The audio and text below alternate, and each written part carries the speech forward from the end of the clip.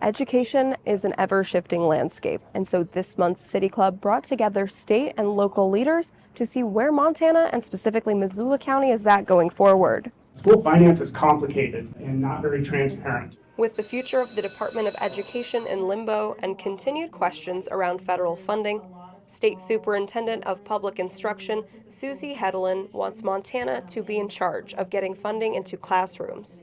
One thing that I have been advocating for is that they return the federal funding and the Office of Education at the federal level to the states. The forum was aimed at providing insights into what less funding would cost schools. Title II is one that's maybe most at risk. That is the funding stream that's for professional development. As well as what inflation and tighter school budgets would cost taxpayers.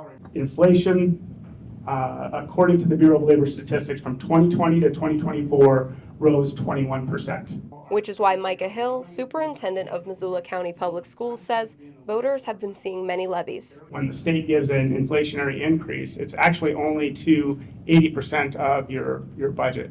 So when they say a 3% increase, we actually get around 2.6%. 20% of our budgets come from locally voted levies. Dale Olinger, superintendent of the Lolo School District, notes levies might not be feasible. Instability at the federal level makes me a little uneasy. Asking for $50,000 costs the individual homeowner a heck of a lot more than raising $50,000 in a place that has a tax base like the city of Missoula. While panelists shared challenges, we're put into a position where we're having to cut resources, where we're cutting teachers, we're cutting programs in order to just maintain what we have. They also highlighted bright spots, like the recently passed STARS Act. This was an attempt to move the average starting teacher pay from $38,000 to $41,613. The state put in over $100 million to that effort. Montana education officials are working with state and federal partners to secure funding for special education and technology programs. In Missoula, Emily Brown, MTN News.